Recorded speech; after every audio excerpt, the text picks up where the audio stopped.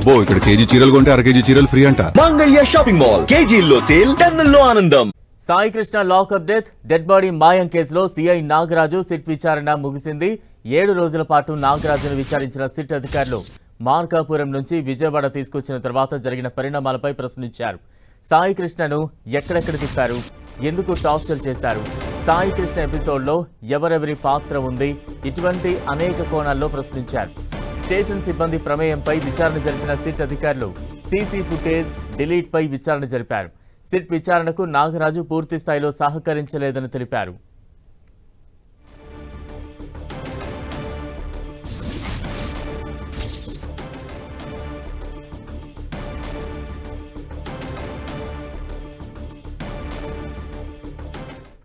ఇక సిట్ విచారణకు సంబంధించి మరింత అప్డేట్స్ అందించేందుకు మా ప్రతినిధి జయరాజ్ సిద్ధంగా ఉన్న జయరాజ్.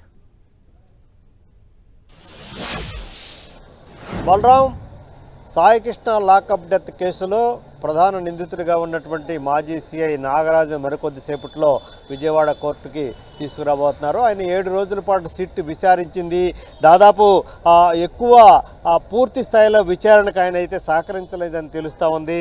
మొత్తం 42 గంటల పాటు నాగరాజును విచారించారు. దీనికి సంబంధించినంత కూడా వీడియో ఆడియో రికార్డింగ్ కూడా పూర్తి చేసినటువంటి సిట్ మరికొద్దిసేపట్లోనే న్యాయమూర్తి ఎదుట ప్రవేశపెట్టబోతోంది. దీనికి సంబంధించి సీసీ ఫుటేజ్ కానీ ఏదైతే విచారణ సందర్భంగా చేసినటువంటి వీడియో ఆడియో రికార్డింగ్తో సహా న్యాయమూర్తి ఎదుట ప్రవేశపెట్టే అవకాశం ఉంది. మొత్తం మీద చూస్తే సాయి కృష్ణ లాకప్ డెత్కి సంబంధించి పూర్తి స్థాయిలో విచారణ చేయాలని చెప్పేసి సిట్ కోర్టు అనుమతి తీసుకొని కస్టడీలోకి తీసుకుంది.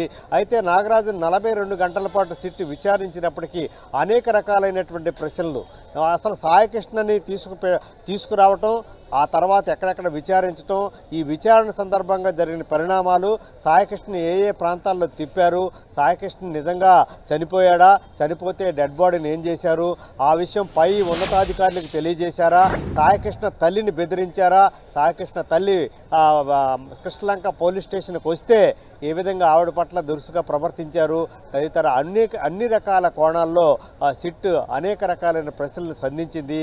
అయితే వేటికి కూడా సాయికృష్ణ వేటికి కూడా సమాధానం చెప్పలేదన్నట్టుగా తెలుస్తూ ఉంది. అసలు సాయికృష్ణ ఎవరో తనకు తెలియదని, సాయికృష్ణ తల్లి నేను తన కనీసం చూడలేదనేటటువంటి అంశం గురించి కూడా సిట్ విచారణలో మాజీ సిఐ నాగరాజ్ చెప్పినట్టుగా తెలుస్తూ ఉంది. అయితే సాయికృష్ణని తీసుకొచ్చిన తర్వాత మొత్తం టాస్క్ ఫోర్స్ బృందం తీసుకొచ్చి స్టేషన్లో అప్పగించిన నేపథ్యంలో అతనికి అప్పగిస్తున్నట్టుగా మొత్తం ఒక అక్నాలజ్మెంట్ కూడా తీసుకున్న అంశానికి సంబంధించి కూడా ప్రశ్నిస్తే నాగరాజ్ దానికి సంబంధించి ఏ విధమైనటువంటి సమాధానం చెప్పలేనట్టు తెలుస్తూ ఉంది.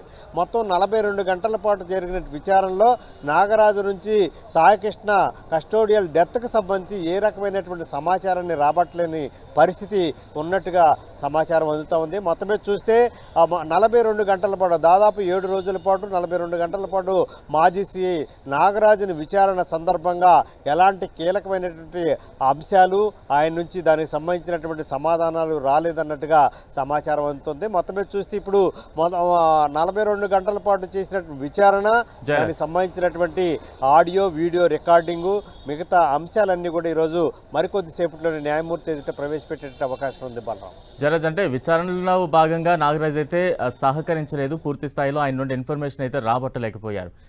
ఈ విచారణ చాలా కీలకం. ఈ నేపథ్యంలో సిట్టు బృందం ముందున్న ఇతర ఆప్షన్స్ ఏంటి మరి? బలరాం, ఇక్కడ సిట్ బృందం ఇప్పటికే దీనికి సంబంధించి పలు కీలకమైనటువంటి ఆధారాలన్నీ కూడా సేకరించింది.